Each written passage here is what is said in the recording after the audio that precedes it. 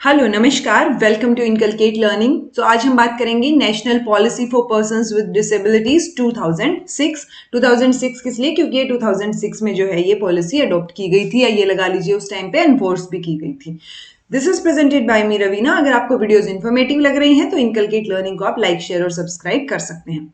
अब पॉइंट वाली बात ये है कि दो चीजें होती हैं डिस्कशन करते टाइम। एक तो जो आपको याद रखनी है, यानी रिमेंबर, मतलब मेमोराइज करनी पड़ेंगी कुछ एक चीजें, ठीक है। दूसरी चीजें होती हैं कि जब आपने उस चीज के बारे में सोचा, सुना किसी भी टॉपिक के बारे में, तो कुछ चीजें बाय डिफॉल्ट आपके दिमाग में चल रही होती हैं। सो वो जो बाय डिफॉल्ट है ना, वो हमारे डिस्कशन से आएगा कि मतलब ठीक है ना। अब अगर पर्सन्स विद डिसेबिलिटीज की बात हो रही है तो ये तो कॉमन सेंस वाली बात है कि 6 से लेकर 18 साल तक उनकी एजुकेशन फ्री है, ठीक है। लेकिन वो किस बेसिस पे फ्री है, कौन सी एजेंसी उसको संभालती है, तो वो चीजें याद करने वाली हो जाती हैं। और जो बाय डिफॉल्ट वाली है वो आपको ऑटोमेटिकली दिमाग में बैठ जानी चाहिए, एक कॉमन सेंस की तरह, ठीक है जी। सो वो दोनों चीजें हो जाएंगी। डिस्कशन आपको कंप्लीट सुनना है and I will tell you कि आपको कहां से जो है क्या क्या चीजें याद रखनी है, ठीक है जी।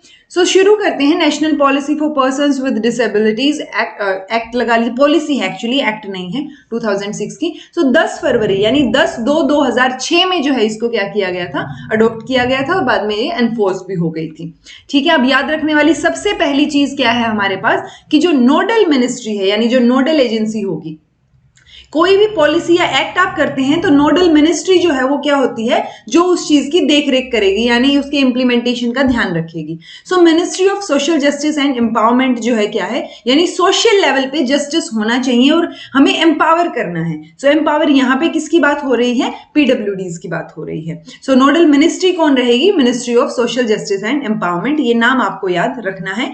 ऑल्दो और जो मिनिस्ट्रीज हैं कि एचआरडी मिनिस्ट्री, जो कि ह्यूमन रिसोर्स एंड डेवलपमेंट की जो मिनिस्ट्री है, जो कि आज की डेट में एजुकेशन मिनिस्ट्री है, राइट। सो वो सारे लोग भी क्या करेंगे, इसमें हेल्प करेंगे या कहीं ना कहीं उनका रोल रहेगा। लेकिन नोडल मिनिस्ट्री जब पूछा जाए तो ministry of social justice and empowerment रहेगा। अब ये पॉलिसी किस बारे में बात करती है? सो ये पॉलिसी जो है, वो जो ड्रीम है ना कि इंक्लूसिव सोसाइटी हो, इंक्लूसिव एजुकेशन के साथ साथ सोसाइटी में भी जो है इंक्लूजन हो। इंक्लूजन का मतलब आप सबको पता होगा, ये मैं बाय डिफॉल्ट मान के चल रही हूं। अगर नहीं भी पता तो मैं थोड़ा सा बता देती हूँ कि हम सबको इंक्लूड करके चलते हैं, यानी कि जो नॉर्मल पर्सन है या जिनको कोई डिसेबिलिटी नहीं है किसी भी तरीके की, सो उनके साथ साथ जो पर्सन्स विद डिसेबिलिटीज हैं उनको भी इन्वॉल्व किया जाए, ना कि एजुकेशन में बल्कि सोसाइटी में भी। तो ये चीज याद रखनी है कि अगर आप ये सोच के चलेंगे ना कि अच्छा ठीक है, मैं पर्सन विद डिसेबिलिटी हूं और उसके बेसिस पे क्या क्या चीजें होनी चाहिए, या अगर मेरे जो है मान लो एक हाथ काम नहीं कर रहा, या एक पैर काम नहीं कर रहा, या मेरे आंखें नहीं है, मतलब काम नहीं कर रही, या मैं ब्लाइंड हूं, सो क्या क्या जो सोसाइटी में जो चीजें हैं वो मेरे हिसाब से होनी चाहिए।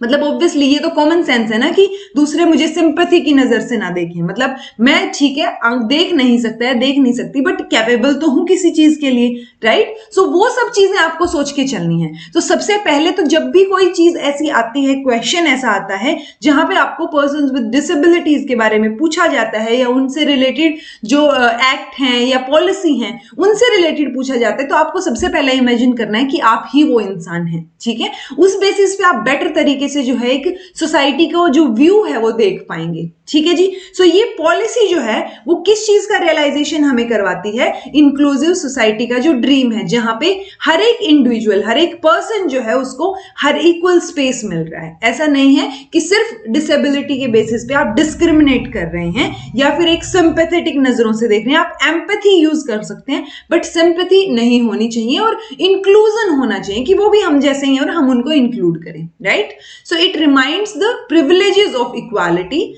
freedom of people in all spheres of life।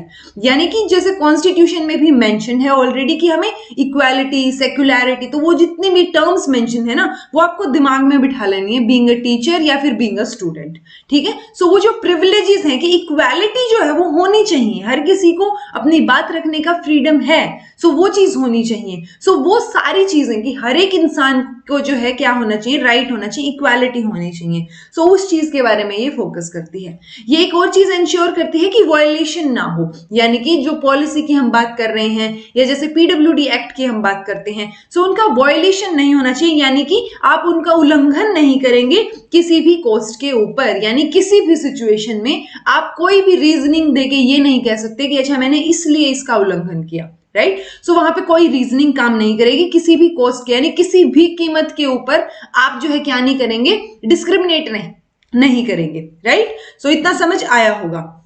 दूसरा, नेशनल पॉलिसी क्या रिकॉग्नाइज करती है कि जो पर्सन्स विद डिसेबिलिटीज हैं वो भी एक वैल्यूएबल ह्यूमन रिसोर्स हैं, ठीक है। ह्यूमन रिसोर्स क्या हो जाता है, जब जैसे पॉपुलेशन हमारे देश की बहुत ज्यादा है, बहुत सारे लोग हैं हमारे देश में, ठीक है, तादाद बहुत ज्यादा है, लेकिन जब वो पॉपुलेशन इकोनॉमी में या देश के इंटीग्रेशन, नेशनल इंटीग्रेशन में या इन सब चीजों में कंट्रीब्यूट करने लगी ना, तब हम उसको क्या बोलते हैं, ह्यूमन रिसोर्स। सो यहाँ पे क्या बोला जा रहा है कि पर्सन्स विद डिसेबिलिटीज जो हैं वो भी एक वैल्यूएबल ह्यूमन रिसोर्स हैं, यानी कि वो ह्यूमन रिसोर्स हैं जिसकी हमें वैल्यू करनी चाहिए और वो जो है वो भी देश के लिए कंट्रीब्यूट कर सकते हैं, राइट। सो वो वैल्यूएबल ह्यूमन रिसोर्स की जो है ये बात करते हैं कंट्री के लिए, और क्या चाहते हैं कि हमें उनको ऐसा एनवायरमेंट प्रोवाइड करना चाहिए ताकि उस एनवायरमेंट की वजह से वो जो इक्वालिटी हम उनको प्रोवाइड करें, इक्वल अपॉर्चुनिटी हम उनको दें। मतलब जस्ट बिकॉज जो है मैं देख नहीं सकती या फिर मतलब मेरा कोई लिम्ब काम नहीं कर रहा है या मैं चल नहीं सकती, उसका मतलब ये तो नहीं है ना कि मुझे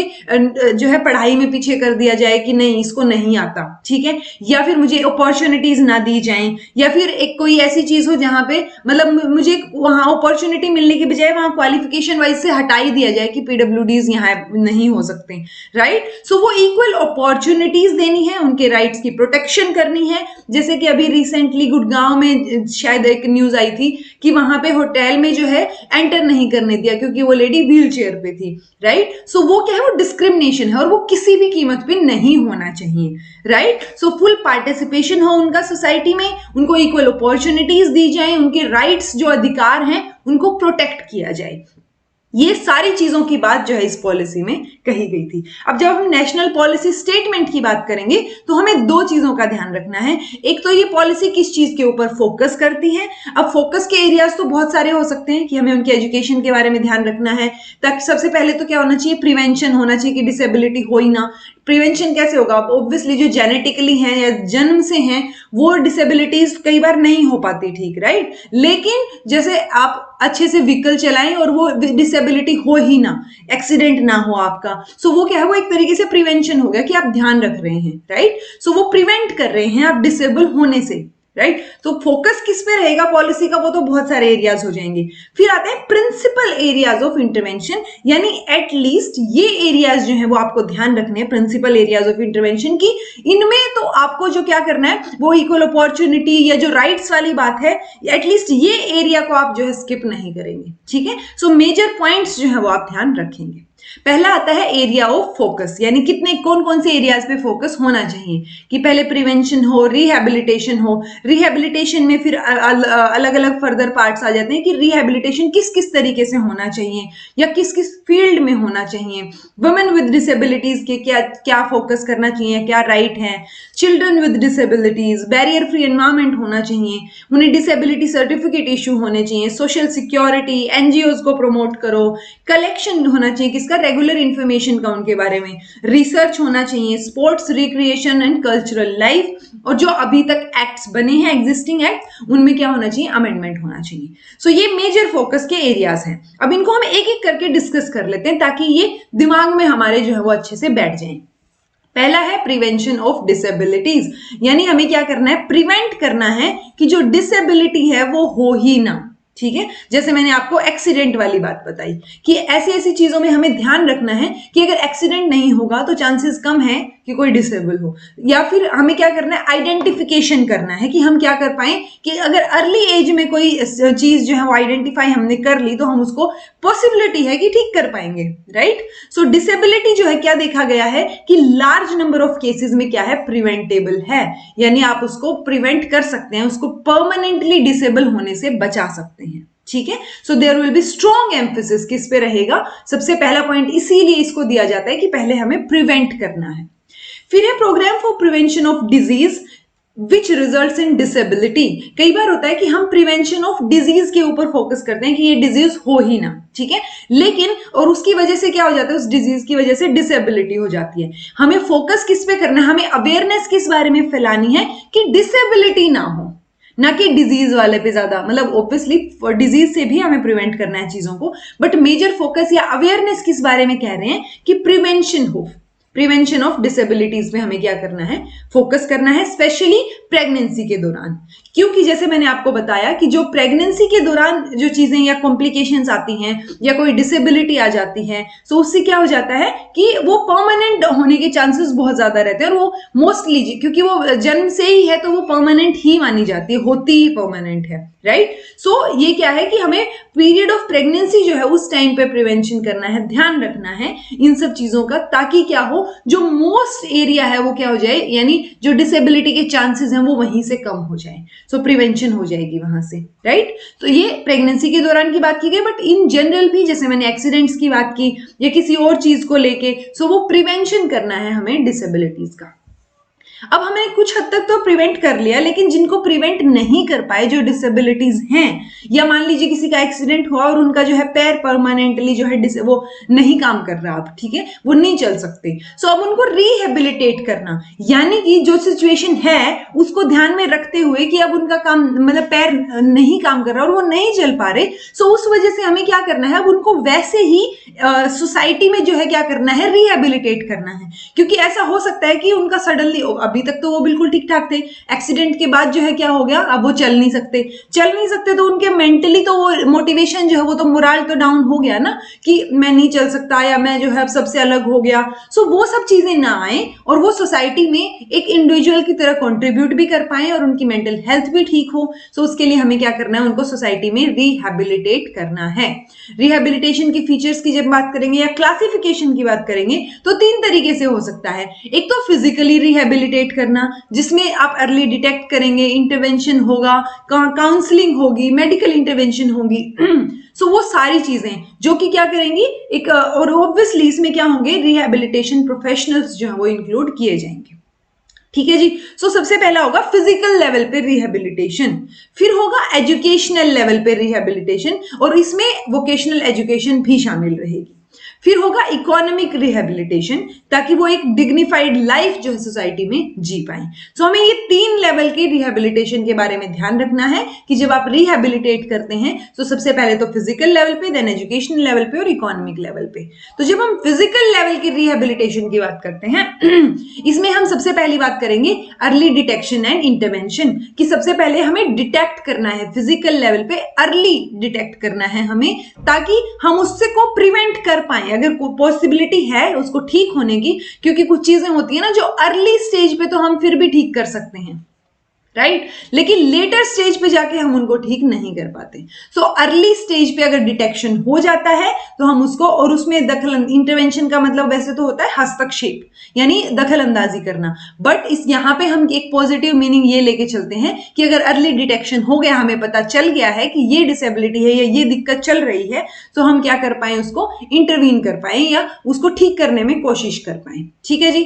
फिर आता है काउंसलिंग एंड मेडिकल रिहेबिलिटेशन, यानी कि सबसे पहले तो काउंसलिंग उस बच्चे की करना, या क्योंकि हम बच्चे के लेवल पे ही बात कर रहे हैं तो मैं पर्संस की बजाय स्टूडेंट या चिल्ड्रन यूज करना ज्यादा प्रेफर करूंगी, कि हम काउंसलिंग करेंगे उस इंसान की और फिर हम उसको मेडिकल रिहेबिलिटेशन देंगे कि अगर कुछ दिक्कत है तो वो कैसे जो है हम उसको मेडिकल लेवल पे, चाहे वो ड्रग्स हो या नॉन ड्रग्स की हेल्प से, कि दवाइयों की या बिना दवाइयों के भी हम कैसे उसको रिहेबिलिटेट कर सकते हैं।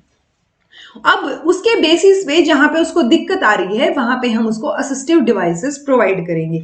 मान लो अच्छे से सुनाई नहीं दे रहा है या कम सुनाई दे रहा है, तो हम उसको मशीन प्रोवाइड करें ताकि उसको अच्छे से सुन पाए, ठीक है। तो और फर्दर असिस्टिव डिवाइसेस होंगी कि मान लो अगर स्कूल में है बच्चा और उसको दिखाई नहीं दे रहा है ज्यादा, मतलब विजुअली इंपेयर्ड है, कम दिखाई दे रहा है, सो पीछे बिठाने की बजाय उसको क्लास में आगे बिठा दीजिए, राइट। सो वो असिस्टिव डिवाइसेस, या फिर उसको क्या कर दिया, जो बुक्स हैं उसकी उनका फॉन्ट बड़ा करके प्रोवाइड कर दिया, या एक होता है optical OCR, optical code reader, recognition या रीडर दोनों बोलते हैं इसको। सो उसमें क्या होगा, उसमें एक जैसे ये पेन है वैसा एक पेन होता है जो आगे से थोड़ा सा मोटा होगा। जब आप उसको क्या करेंगे, किसी भी, मान लीजिए ये लाइन है अर्ली डिटेक्शन, अगर इस पे मैं उसको फोकस करती हूँ तो वो चीज उसे एनहेंस होके दिखेगी, बड़ी होके दिखेगी, ठीक है, वो अच्छे से रीड कर पाएंगे। सो वो ऐसी बहुत सारी असिस्टिव डिवाइसेस होती हैं जो हम प्रोवाइड करेंगे डिसेबिलिटीज के बेसिस पे। अब आता है डेवलपमेंट ऑफ रिहैबिलिटेशन प्रोफेशनल। अब रिहैबिलिटेशन के लिए सबसे ज्यादा जरूरी हो जाता है कि एक प्रोफेशनल हमारे पास हो जो कि रिहैबिलिटेशन कैसे होगा उसको अच्छे से पता हो। जैसे हम जो स्पेशल टीचर्स होते हैं या जो स्पेशल स्टूडेंट्स को पढ़ाने के लिए, जैसे एमएड भी स्पेशल में होती है, बीएड स्पेशल, एमएड स्पेशल, तो उसमें क्या होता है कि उनको एक तरीके से रिसोर्स टीचर बोला जाता है। रिसोर्स टीचर क्यों? क्योंकि वो एक रिसोर्स की तरह काम कर रहे हैं और वो फर्दर क्या करेंगे, उन बच्चों को अच्छे से पढ़ा के रिसोर्स को भी बिल्ड करने का काम करेंगे, ठीक है। सो जो रिहैबिलिटेशन प्रोफेशनल ही उनको भी बोला जाता है टीचर्स को, तो वो क्या है, वो रिहैबिलिटेशन प्रोफेशनल हमें डेवलप करने हैं ताकि रिहैबिलिटेशन स्ट्रैटेजीज जो है उनकी वजह से क्या ना हो, लैक ऑफ मैन पावर ना हो। यानी रिहैबिलिटेशन स्ट्रेटेजीज तो हमने बना ली कि ऐसे ऐसे ऐसे करना है, लेकिन मैन पावर हमारे पास है ही नहीं, पढ़ाने के लिए टीचर्स नहीं है हमारे पास, तो हम कैसे मैनेज करेंगे चीजों को, राइट। सो इन चीजों का हमें ध्यान रखना है। अब जो ये काउंसलिंग और असिस्टिव डिवाइसेस है, इसमें भी बहुत सारी चीजें उन्होंने मेंशन कर रखी हैं कि इसमें क्या है, स्टेट गवर्नमेंट, लोकल लेवल की जो इंस्टीट्यूशंस हैं, एनजीओज हैं, यहाँ पे जो ये काउंसलिंग और मेडिकल रिहैबिलिटेशन है, इस पॉलिसी में कहीं पे सेंट्रल लेवल की बात नहीं की गई है, जो हमें ध्यान रखनी है। दूसरा, इन्होंने बोला है कि जो 75% पर्सन्स विद डिसेबिलिटी हैं वो रूरल एरियाज में स्टे करते हैं, ठीक है। तो जो फैसिलिटीज हैं वो अर्बन एरियाज में हैं। सो हमें क्या करना है कि जो मोस्टली अनकवर्ड पार्ट रह गया, यानी जिनको बेनिफिट नहीं मिल पा रहे, जो रूरल एरियाज में स्टे कर रहे हैं, रह रहे हैं, सो उनको क्या करना है, हमें उन तक चीजें पहुंचानी है। तो हमें अपना एरिया जो है वो ब्रॉड करना है, चीजों को बढ़ाना है ताकि हम स्प्रेड कर पाए दूर तक, ठीक है जी। दूसरा, उसके लिए क्या किया गया है, उसके लिए क्या किया जाना चाहिए, जो नए DDRC सेंटर वो हैं वो खुलने चाहिए, यानी डिस्ट्रिक्ट लेवल पे डिसेबिलिटी रिहैबिलिटेशन सेंटर्स जो हैं वो ओपन होने चाहिए। सो ये फुल फॉर्म आपको याद होनी चाहिए कि DDRC मतलब डिस्ट्रिक्ट लेवल पे डिसेबिलिटी रिहैबिलिटेशन सेंटर। उसके साथ साथ आपने एक वर्ड सुना होगा, आशा वर्कर्स।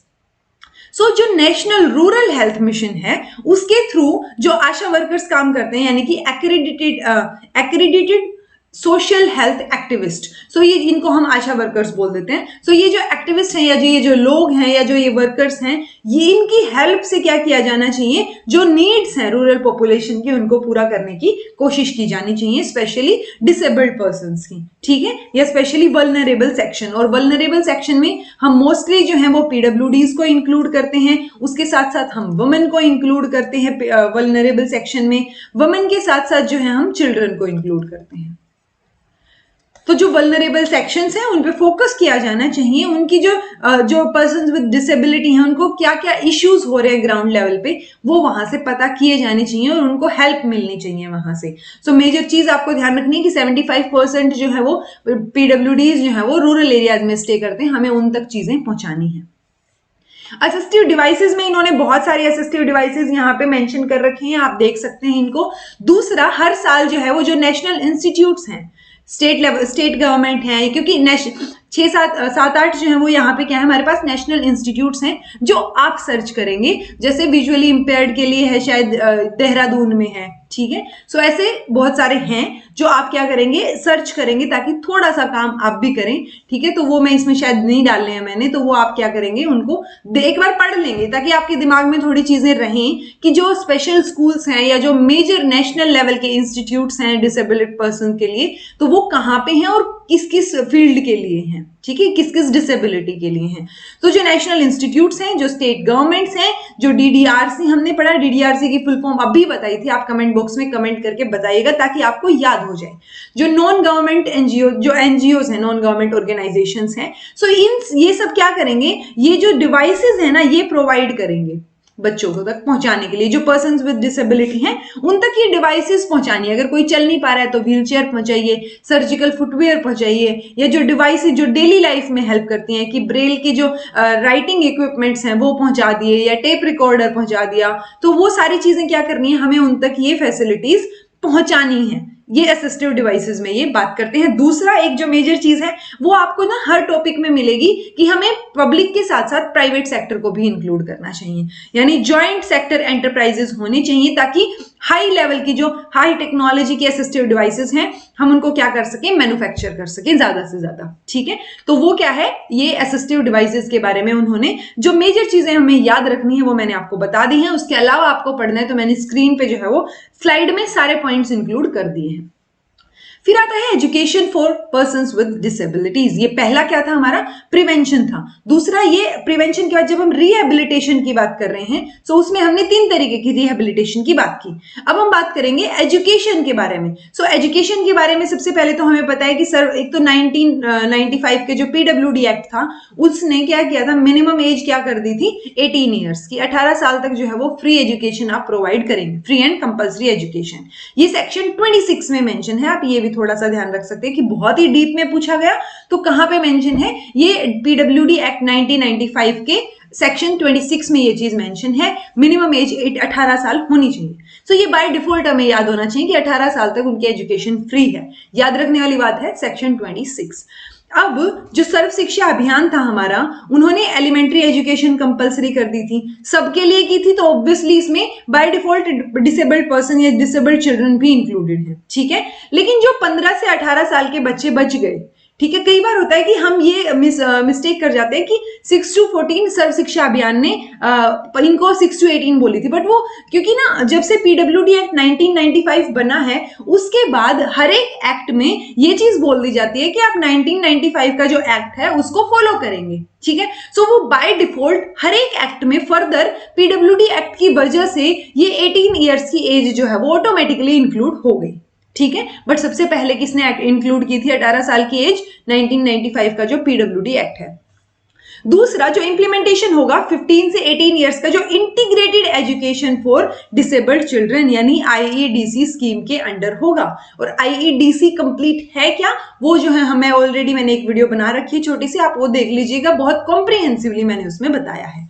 सो 15 से 18 साल को फ्री एजुकेशन जो है किसने प्रोवाइड करनी है, वो आईईडीसी स्कीम के अंडर हमें प्रोवाइड करनी है। उसके अंडर जो है बहुत सारी चीजें आ जाती हैं कि हॉस्टल्स दो या जो है फाइनेंशियली जो है उनको हेल्प दी जाए। सो वो सारी चीजें आपको यहाँ स्क्रीन पे दिख रही होंगी और डिटेल में आप यहाँ से पढ़ सकते हैं। मेजर चीज आपको क्या याद रखनी है कि 6 से 18 सर्व शिक्षा अभियान ने बोला था, लेकिन 15 से 18 जो है वो आईईडीसी के अंडर भी ये चीजें हो रही हैं। और सबसे पहले जो है 26 सेक्शन और पीडब्ल्यूडी 1995 हमें याद रखना है। ठीक है जी, पर फर्दर इन्होंने ये भी बात की थी कि जो स्कॉलरशिप जो प्रोवाइड की जा रही है उसको भी एक्सपेंड कर दीजिए और सबको अभी भी वो स्कॉलरशिप मिलनी चाहिए गवर्नमेंट ऑफ इंडिया की तरफ से।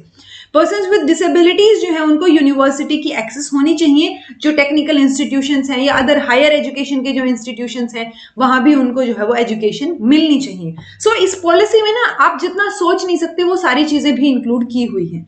यानी कि आप अगर कोई अच्छी चीज सोच रहे हैं पीडब्ल्यूडीज को लेके, सो वो इसमें इंक्लूडेड मिलेगी कहीं ना कहीं।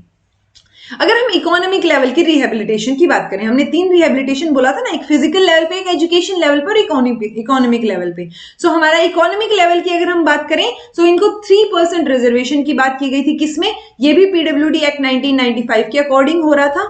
उसके बाद क्योंकि अभी था, क्यों बोला मैंने, क्योंकि 1995 का एक्ट जो है वो रिपील होके 2016 का एक्ट चालू हो गया, राइट। सो वो चीज आपको ध्यान रखनी है कि हम किसकी बात कर रहे हैं, हम ये 2006 की बात कर रहे हैं। ये पॉलिसी 2006 में आई थी, तो तब की बात हो रही है। तो हमें क्या ध्यान रखना है कि हम 2016 का एक्ट तो इंक्लूड नहीं कर सकते ना, तो 2006 तक, क्योंकि 1995 से लेके 2005 तक कितने 10 साल हो गए पीडब्ल्यूडी एक्ट को। सो उसके बाद इन्होंने ये चीज भी बोली कि 10 साल हो गए तो थोड़ा चेंजेस अगर उसमें है, अमेंडमेंट है, तो वो चीजें भी करने को इन्होंने बोला। तो हमें ध्यान क्या रखना है कि 2006 की बात हो रही है। ठीक है जी, तो 3% रिजर्वेशन थी। अगर हम बिल्कुल पॉइंट टू पॉइंट बात करें तो हमें पता है कि बहुत सारे तरीके की जॉब्स होती हैं जिनको हम ग्रुप्स में डिवाइड करते हैं कि ग्रुप ए की जॉब है, या जैसे बोलते हैं ना ग्रुप बी की भर्तियां निकली हैं। सो ग्रुप ए, बी, सी और डी। सो इन तीनों में जो गवर्नमेंट मिनिस्ट्रीज हैं या डिपार्टमेंट्स हैं उनमें क्या है, ग्रुप ए में 3.07%, ये 4.41। सो ये जितनी टोटल है ना उनको करके उन्होंने ओवरऑल 3% बोला हुआ है। अगर हम और जो पब्लिक सेक्टर यूनिट्स हैं इनके अलावा जो बच गई उसमें group A, B, C, D के अकॉर्डिंग ये हो जाएंगे। बट हमें याद रखना है ये 3% वाला। ठीक है जी। Wage employment in private sector की जो एम्प्लॉयमेंट है, क्योंकि आप खुद सोचिए कि बीइंग अ टीचर या आप अभी के जमाने में अगर आप एक बिल्कुल नॉर्मल इंसान हैं तो, या normal in the sense physically, या आप डिसेबल्ड नहीं हैं, तो आप खुद नहीं चाहते कि आप प्राइवेट सेक्टर में जाके जॉब करें। आप ऑब्वियसली हर किसी को सरकारी नौकरी चाहिए, राइट। सो प्राइवेट सेक्टर में काम करना पड़े या वो भी काम एक ठीक है तो उसके लिए स्किल डेवलपमेंट की जरूरत पड़ेगी। सो वो अप्रोप्रिएट स्किल्स को डेवलप करना, उनको एक प्रोएक्टिव मेजर्स देना कि इंसेंटिव मिलेंगे, अवार्ड्स देना, टैक्स पे एग्जाम्पशन करना कि अगर आप पीडब्ल्यूडी हैं और आप प्राइवेट सेक्टर में काम कर रहे हैं तो आपको आपका जो है वो टैक्स कम लगेगा या नहीं लगेगा, इस टाइप की सिचुएशंस, राइट। सो वो सारी चीजें की जानी चाहिए ताकि प्राइवेट सेक्टर में भी एम्प्लॉयमेंट के चांसेस उनके इंक्रीज हो जाएं। फिर है सेल्फ एम्प्लॉयमेंट, क्योंकि एम्प्लॉयमेंट तीन ही तरीके के हो सकते हैं ना, या तो आप प्राइवेट में जॉब करते हैं कहीं पे, या आप गवर्नमेंट में जॉब करते हैं, या फिर आप खुद को ही एम्प्लॉय कर रहे हैं या एंटरप्रेन्योर हैं, राइट। सो एंटरप्रेन्योरशिप के लिए या सेल्फ एम्प्लॉय, यानी वो खुद को ही एम्प्लॉयमेंट प्रोवाइड कर सके, उसके साथ साथ वो दूसरों को भी प्रोवाइड कर दे। सो उसके लिए लोन्स जो हैं वो क्या होने चाहिए, कम उस पे सॉफ्टवेयर लोन्स की बात की गई थी या सॉफ्टवेयर टर्म्स की बात की गई थी कि उनको जो है वो लोन्स दे दिए जाने चाहिए ताकि वो क्या कर सके, सेल्फ एम्प्लॉयमेंट में हेल्प कर सके उनकी। ठीक है जी। तो ये क्या हो गया, इकोनॉमिक लेवल पे रिहेबिलिटेशन हो गया, राइट। उसके बाद आता है वुमेन विद डिसेबिलिटीज, क्योंकि जितनी जो वो है ना, जैसे 93.1 लाख जो है वुमेन है, वुमेन विद डिसेबिलिटीज, ठीक है, जो कि 42.46% ऑफ टोटल डिसेबल्ड पॉपुलेशन है। यानी अगर मान लो 100% 100 लोग जो है क्या है डिसेबल्ड हैं, तो उसमें से 42% किसके हैं, कौन है, वुमेन है। ठीक है। सो वो चीज हमें ध्यान रखनी है कि, और ये किसके अकॉर्डिंग है, ये सेंसस 2001 के अकॉर्डिंग है, वो चीज ध्यान रखिएगा। अच्छा, वुमेन विद डिसेबिलिटीज पे फोकस क्यों किया जा रहा है, क्योंकि वुमेन जो है वो वैसे ही सिक्योरिटी सेफ्टी के मामले में जो है कम पड़ जाती हैं, या फिर उनकी जो सेफ्टी है वो एक इशू बन जाता है। तो एक्सप्लॉयटेशन जो है, अब्यूज जो है वो बहुत ज्यादा उनके मतलब वुमेन के लिए जो है वो सोसाइटी में रहना एक बहुत बड़ी बात बोलूं, या ये लगा लीजिए कि सेफ रहना बहुत बड़ी बात है, राइट। कि वो एक्सप्लॉयटेशन का शिकार ना हो या उनके साथ कोई अनहोनी ना हो, मिसहैपनिंग ना हो। सो आप ये सोचिए कि जो वुमेन डिसेबल्ड है उनकी क्या सिचुएशन होती होगी, राइट।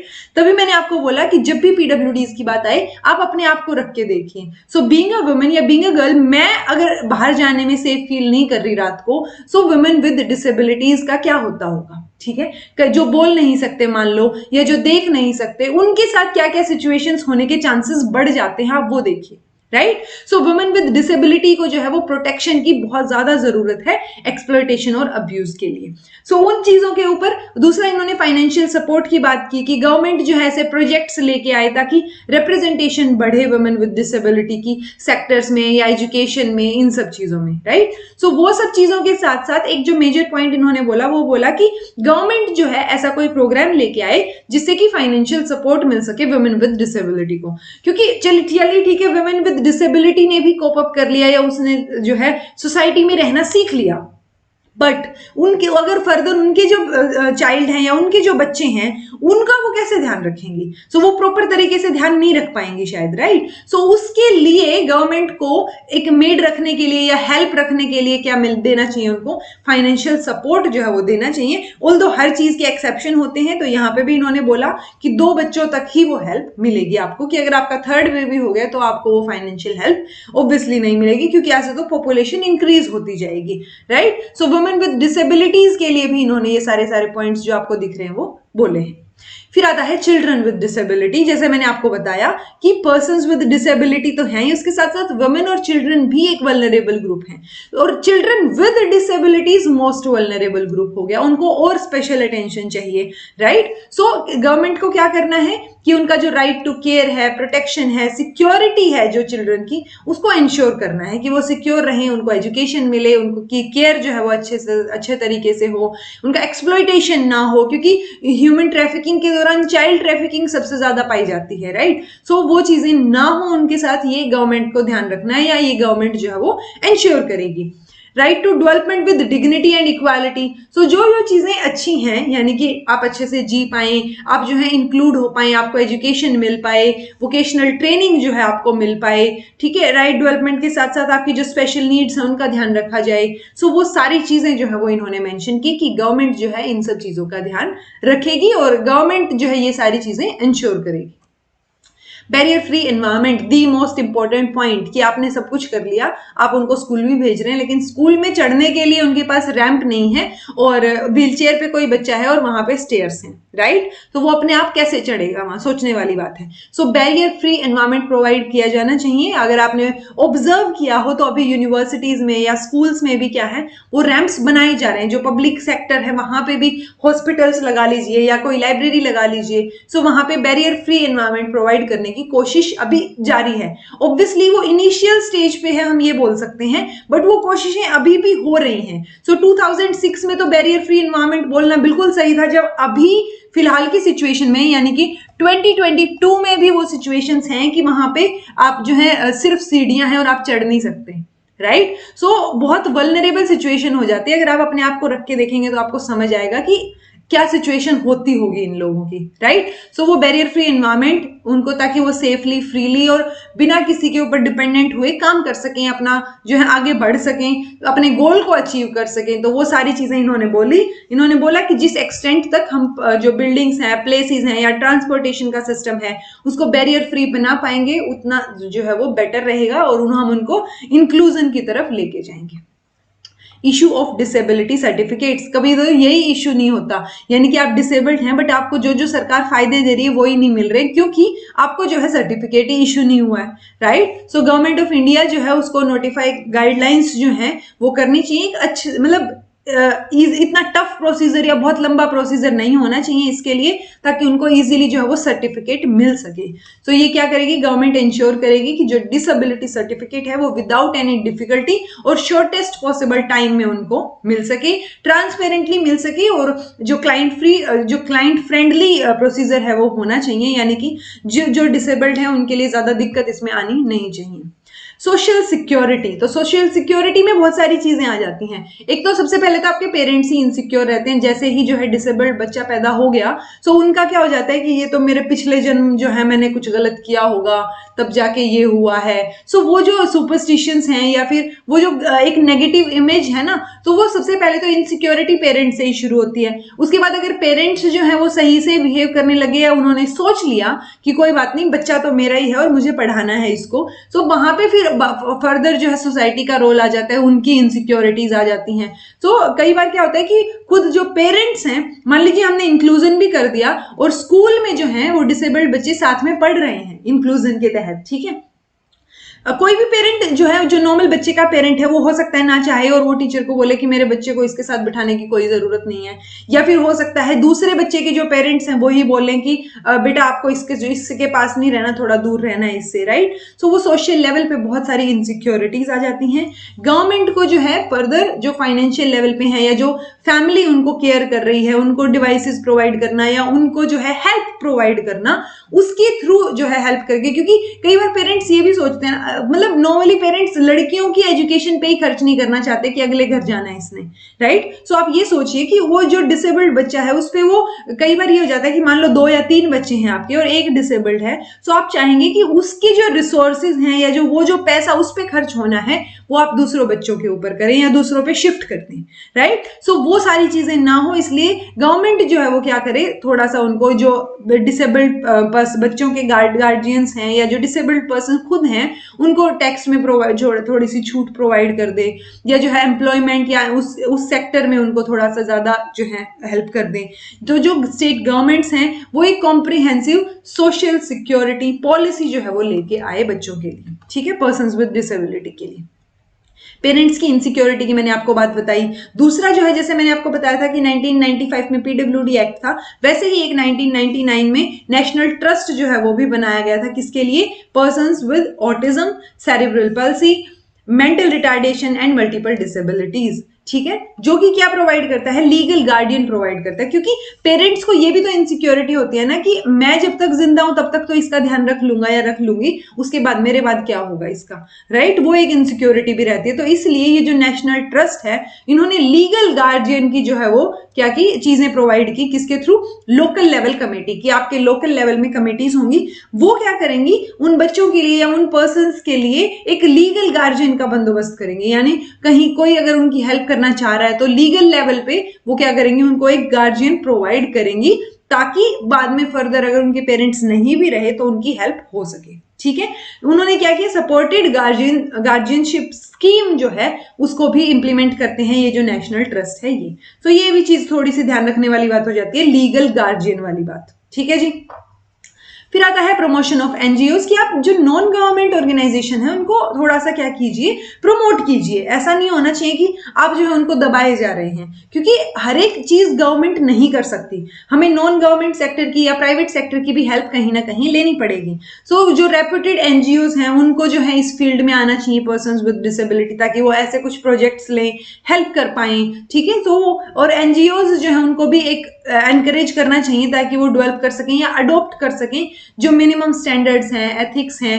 तो यानी कि एक प्रॉपर अच्छे तरीके से चीजें हों, इसके लिए गवर्नमेंट को जो है एनजीओज को क्या करना चाहिए, सपोर्ट करना चाहिए। एनजीओज की भी एक डायरेक्टरी जो है वो बनाई जानी चाहिए, स्पेशली जो एनजीओज इस फील्ड में काम कर रहे हैं, पर्सन्स विद डिसेबिलिटी, और जिनको गवर्नमेंट सपोर्ट कर रही है, यानी सेंट्रल या स्टेट गवर्नमेंट से उनको सपोर्ट मिल रही है, उनको वो क्या करने चाहिए, वो जो फाइनेंशियल या मैन पावर जो भी चीजें हैं उनको रिपोर्ट करनी चाहिए, यानी पूरा का पूरा डाटा उनके पास होना चाहिए। सो बेसिकली और एनजीओज को जो है क्या करना चाहिए, जो रिसोर्सेज हैं उनको मोबिलाइज करना चाहिए, यानी कि खुद के रिसोर्सेज क्रिएट करने की कोशिश करनी चाहिए ताकि लॉन्ग टर्म के लिए वो उनके लिए हेल्पफुल रहे। सो एनजीओज काफी हद तक इसमें हेल्प कर सकते हैं। अब कई बार क्या होता है, हमारे पास इंफॉर्मेशन ही नहीं होती पर्सन्स विद डिसेबिलिटीज से रिलेटेड। सो इन्होंने क्या बोला कि कलेक्शन होनी चाहिए रेगुलर इंफॉर्मेशन की, जैसे कि एनएसएसओ के थ्रू क्या होना चाहिए, वो एक उन्होंने 91 में सॉरी उन्होंने बोला कि सोशियो इकोनॉमिक कंडीशंस जो है पर्सन्स विद डिसेबिलिटी की, उनके ऊपर आप क्या कीजिए, सर्वे कीजिए। सो ये कौन करेगा, ये एनएसएसओ करेगा। 1981 से जो है ये कर रहे हैं इस सर्वे को, तो ये बात ध्यान रखनी है। उसके बाद 2001 से जो है उनको पर्सन्स विद डिसेबिलिटीज को क्या है, सेंसस में भी, जो पॉपुलेशन सेंसस हमारा होता है तो उसमें भी इंक्लूड किया जाने लगा। अब आप सोचेंगे कि यहाँ पे पहले से जब एनएसएसओ कर रहा था तो ये पॉपुलेशन सेंसस वाली क्या चीज है। कई बार क्या होता है कि हर एक, जैसे मान लो एनएसएसओ ने अपनी कोई डेफिनेशन दे रखी है पीडब्ल्यूडी के रिलेटेड, ठीक है, तो वो डेफिनेशंस को भी हमें क्या करना है, रिकंसाइल करके चलना है, यानी कि दोनों डेफिनेशंस को कहां पे हम जो है कलेक्ट करके और साथ में लेके चल सकते हैं, क्योंकि हर एक चीज की डेफिनेशन जो अलग अलग ऑर्गेनाइजेशन है वो भी तो अलग अलग दे देती है ना। तो इन्होंने क्या किया है कि ये जो सेंसस है इसमें तो सारी इंफॉर्मेशन कलेक्ट की जा रही है, बट जो एनएसएसओ था वो सोशियो इकोनॉमिक कंडीशंस की इंफॉर्मेशन जो है वो कलेक्ट कर रहा था। तो ये चीज ध्यान रखिएगा कि 1981 से एनएसएसओ जो है, यानी नेशनल सैंपल सर्वे ऑर्गेनाइजेशन, उनकी सोशियो इकोनॉमिक कंडीशंस क्या हैं रेगुलर बेसिस पे हर 10 साल में, उसके बारे में पता कर रहे हैं। ठीक है जी। अब कॉम्प्रिहेंसिव वेबसाइट होनी चाहिए एक, जो मिनिस्ट्री ऑफ सोशल जस्टिस और एम्पावरमेंट है वो इनसे रिलेटेड जो है क्या करे, एक वेबसाइट डेवलप करे, जो कि फिलहाल के लिए है। अगर हम आज की बात करें, ऑर्गेनाइजेशन जो वो ऑब्वियसली दोनों पब्लिक और प्राइवेट सेक्टर दोनों को इंक्लूड किया जाना चाहिए, वहां पे एक साइट होनी चाहिए। एनएसएसओ की खुद की जो है वो साइट हो सकती है। तो वो सारी चीजें यहाँ पे क्या है, मेन फोकस किस पे है, उनके बारे में इंफॉर्मेशन कलेक्ट करने पे, क्योंकि अगर हमारे पास इंफॉर्मेशन ही नहीं होगी तो हम चीजों को सोल्व कैसे करेंगे। फिर है रिसर्च की, इनसे रिलेटेड जो जो इश्यूज हैं, चाहे वो सोशियो इकोनॉमिक चीजें हों या डिसेबिलिटी के कॉजेज क्या हैं, अर्ली चाइल्डहुड एजुकेशन क्या है, उनकी मेथोडोलॉजीज क्या है, ठीक है, यूजर फ्रेंडली एड और अप्लायंसेस की डेवलपमेंट किस लेवल पे चल रही है। सो उन लेवल पे हमें रिसर्च करना पड़ेगा, यानी अगर हम, क्योंकि रिसर्च होगा तो उसके बारे में बात होगी ना। सो बहुत सारा जो रिसर्च होगा या जो चीजें हैं वो सारी चीजों के ऊपर हमें क्या करना है, फोकस करना है, ताकि हम उनकी हेल्प कर पाए। क्योंकि अगर हमारे पास इंफॉर्मेशन नहीं होगी, हम उसके बारे में रिसर्च नहीं करेंगे, सो जब हमें प्रॉब्लम ही अच्छे से नहीं पता तो हम उसके बारे में जो है सॉल्यूशन कैसे निकालेंगे, राइट। फिर है स्पोर्ट्स, रिक्रिएशन और कल्चरल लाइफ से रिलेटेड भी जो है इनको क्या मिलनी चाहिए, अपॉर्चुनिटीज मिलनी चाहिए, और गवर्नमेंट ऐसे स्टेप्स ले कि जिनको जो है अपॉर्चुनिटी मिले। जैसे कई बार क्या होता है कि जब स्कूल में या कोई भी ऑर्गेनाइज किया जाता है इवेंट, जहां पे कोई भी कंपटीशन ऑर्गेनाइज किया जाता है, तो मान लो बाहर कहीं ऑर्गेनाइज किया गया तो स्कूल की तरफ से एक टीचर उनको लेके जाता है, राइट। सो हो सकता है यहाँ पे वो टीचर्स उन बच्चों को बताए ही ना, और वो पहले ही इंफॉर्मेशन भेज दें कि जो है ये बच्चे इंटरेस्टेड ही नहीं है इस प्रोग्राम में पार्ट लेने के लिए, ठीक है। सो वो क्या है, वो उनको अपॉर्चुनिटी छीन लेना है उनकी। सो वो अपॉर्चुनिटीज प्रोवाइड करनी है और गवर्नमेंट ये एंश्योर करे कि उनको एक्चुअल में जो चीज वो करना चाह रहे हैं वो अपॉर्चुनिटीज मिल रही हैं। और बाकी इन्होंने बोला कि जो अमेंडमेंट्स हैं वो होने चाहिए कि 1995 का जो एक्ट है उसको 10 साल हो गए हैं अप्रोक्स, तो आप क्या करेंगे, 10 साल बीत चुके हैं तो आप उसमें थोड़ा तो अमेंडमेंट कीजिए कि एक्सपीरियंस के बेसिस पे या जो अब तक इंप्लीमेंटेशन हुआ है एक्ट का उस बेसिस पे क्या क्या चेंजेस उसमें बहुत नेसेसरी हैं उनको किया जाना चाहिए, ठीक है। अमेंडमेंट्स जो है वो किससे कंसल्टेशन होनी चाहिए, जो स्टेक होल्डर्स हैं यानी जो अफेक्ट होते हैं इस चीज से, मान लीजिए जो पेरेंट्स हैं डिसेबल्ड बच्चों के या जो डिसेबल्ड बच्चे खुद हैं, सो उन सब लोगों को क्या किया जाना चाहिए, इंक्लूड किया जाना चाहिए। जो RCI rehabilitation council of India, जो रिहेबिलिटेशन काउंसिल एक्ट के थ्रू आई थी, सो आरसीआई के बारे में भी मैंने एक छोटी वीडियो बना रखी है, आप उसको देख लीजिएगा, क्योंकि जब आप इंक्लूजन की बात करते हैं और इनकी बात करते हैं तो आपको पता होनी चाहिए। नेशनल ट्रस्ट जो है तो वो सारी चीजों को भी रिव्यू किया जाना चाहिए अगर जरूरी है तो, यानी अब तक जो पर्सन्स विद डिसेबिलिटी को लेके जो जो चीजें हैं या जो जो एक्ट हैं उन सब के ऊपर फोकस किया जाना चाहिए और उनको जो है रिवाइज किया जाना चाहिए टाइम टू टाइम, ठीक है। सो ये मेजर फोकस एरिया थे, बट जब हम प्रिंसिपल एरियाज की बात करते हैं तो ये डिटेल में फर्दर, यानी कि ये जो ऊपर एरियाज है इनके बारे में वो थोड़ी थोड़ी बात करते हैं, लेकिन ये जो principal focus area of intervention है इनके बारे में वो डीप में बात करते हैं। यानी पहले तो प्रिवेंशन होना चाहिए। सो आपको याद क्या रखना है, आपको ये 9 पॉइंट मिनिमम याद रखने हैं। प्रिवेंशन कि आप प्रिवेंट कर पाए, प्रिवेंट कब कर पाएंगे, जब अर्ली डिटेक्शन होगा और फिर आप उसमें इंटरवीन करेंगे। प्रोग्राम्स होने चाहिए रिहेबिलिटेशन से रिलेटेड। ह्यूमन रिसोर्स डेवलपमेंट, यानी कि ह्यूमन लेवल पे जो रिसोर्स डेवलपमेंट है वो होना चाहिए। आप जब आपके पास पढ़ाने के लिए टीचर्स ही नहीं है तो आप कैसे जो है फर्दर इंक्लूजन की बात कर रहे हैं सोसाइटी के लेवल पे, राइट। सो एजुकेशन जो है पर्सन्स विद डिसेबिलिटी की उसके ऊपर फोकस होना चाहिए। एम्प्लॉयमेंट में फोकस होना चाहिए। बैरियर फ्री एनवायरमेंट क्रिएट करने की कोशिश की जानी चाहिए। सोशल लेवल पे प्रोटेक्शन मिलना चाहिए। रिसर्च होना चाहिए उन टॉपिक्स के ऊपर। स्पोर्ट्स, रिक्रिएशन और कल्चरल एक्टिविटीज। सो जो हमने ऊपर 10-12 पॉइंट पढ़े उनमें से इन्होंने मेजर इंटरवेंशन की बात की है इन 9 पॉइंट्स में। सो आपको ये 9 पॉइंट याद रखने हैं। अगर आप खुद को सोचेंगे कि अच्छा ओके मैं पर्सन विद डिसेबल हूं, तो मतलब पहले तो यही कोशिश होनी चाहिए ना मेरे पेरेंट्स की कि वो मुझे उस डिसेबिलिटी में जाने से बचाएं, ठीक है। सो वहां से शुरू होके अगर बाकी स्पोर्ट्स, रिक्रिएशन यहां तक की इन्होंने डिटेल में बात की है, मैं आपको मोटा मोटा तौर पे बता देती हूं। अगर आपको डिटेल में पढ़ना है तो आप ये स्लाइड्स जो है वो स्क्रीनशॉट लेके पढ़ सकते हैं। प्रिवेंशन की बात आई तो इन्होंने बोला कि प्रोग्राम ऑफ इम्यूनाइजेशन जो है, जो ऑलरेडी चल रहा है हेल्थ सेक्टर के रिलेटेड, सो वो क्या होना चाहिए वहां पे, इसको इंक्लूड किया जाना चाहिए, ठीक है, एक्सपेंड कर दिया जाना चाहिए। मेडिकल, पैरामेडिकल जो डॉक्टर्स हैं उन लोगों को भी जो है पर्टिकुलरली ट्रेन किया जाना चाहिए और उनको इक्विप्ड किया जाना चाहिए ताकि वो अर्ली लेवल पे डिसेबिलिटी को डिटेक्ट कर सके। फॉर एग्जाम्पल प्रेगनेंसी के लेवल पे जब आजकल अल्ट्रासाउंड होता है उस टाइम पे अगर बच्चे की हेल्थ में कोई दिक्कत है सो वो कोशिश करते हैं कि या तो वो चीज ना हो। जैसे मैंने कई बार केसेस सुने हैं कि अच्छा 5 महीने की जो है बच्चा हो गया था, मतलब 5 महीने प्रेग्नेंट थी वो फीमेल, और उसके बाद उनको पता चला कि बच्चा जो है वो डिसेबल्ड है, तो वो कोशिश की जाती है कि पेरेंट्स को कन्विंस करके क्या किया जाए ताकि वो बच्चा परेशान ना हो आने के बाद, ठीक है। सो उसको जो है अबॉर्ट करवा दिया जाए, या ऐसी सिचुएशंस भी होती हैं। सो वो डिटेक्शन के बाद ही होगा ना, तो वो अर्ली डिटेक्शन की बात इन्होंने की। ट्रेनिंग मॉड्यूल्स प्रोवाइड की जाए उसकी बात इन्होंने की, ताकि जो आंगनबाड़ी वर्कर्स हैं या जो हेल्थ फंक्शनरीज हैं, जो डॉक्टर्स हैं या जो नर्सेज हैं, उनको जो है क्या मिलना चाहिए, ट्रेनिंग मॉड्यूल्स जो है उनके लिए दिए जाने चाहिए। सो स्पेसिफिक मैनुअल्स जो है वो फैमिली के लिए होनी चाहिए जो फ्री ऑफ कॉस्ट उनको प्रोवाइड की जाए। सो ये प्रिवेंशन के लेवल पे इन्होंने बहुत सारी डिटेल में जो है वो बात की है। फर्दर हम बात करेंगे प्रोग्राम्स ऑफ रिहेबिलिटेशन। 3 लेवल की रिहेबिलिटेशन होती है, वो ऑलरेडी हम डिस्कस कर चुके हैं। सो वो रिहेबिलिटेशन जो है वो स्टेट लेवल पे या कम्युनिटी लेवल पे या लोकल लेवल पे, सो वो सारी चीजों की बात इन्होंने की कि वो प्रोग्राम्स जो है वो रिहेबिलिटेशन के लिए चलाए जाने चाहिए। ह्यूमन रिसोर्स डेवलपमेंट, यानी कि उनको डेवलप किया जाना चाहिए उनके लिए जो चीजें हैं। अगर इंक्लूजन हो रहा है, जैसे ट्रेनिंग मॉड्यूल्स जो है वो टीचर्स के लिए होने चाहिए ताकि इंक्लूसिव एजुकेशन हो सके। डिप्लोमा, डिग्री या हाई लेवल के प्रोग्राम्स जो है स्पेशल एजुकेशन में होने चाहिए।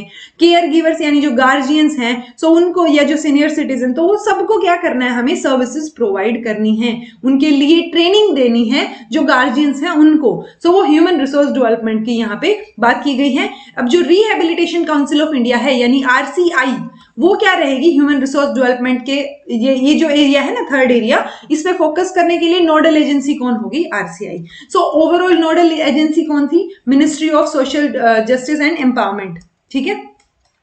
लेकिन जब यहाँ पे भी क्या बात आ गई, जब ह्यूमन रिसोर्स डेवलपमेंट की बात आ रही है तो नोडल एजेंसी कौन है, आरसीआई है, वो चीज आपको ध्यान रखनी है।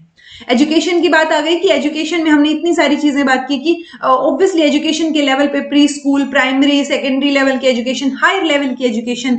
जैसे अगर आपने, मैं आपको सजेस्ट करूंगी, एक मूवी है ब्लैक, अगर आपने वो मूवी नहीं देखी है तो वो मतलब उसमें एक लड़की है जो कि डिसेबल्ड है, वो देख नहीं सकती और वो सुन भी नहीं सकती, ठीक है, लेकिन उसका मतलब बाकी सब चीजें तो ठीक है ना, दिमाग तो है ना उसमें।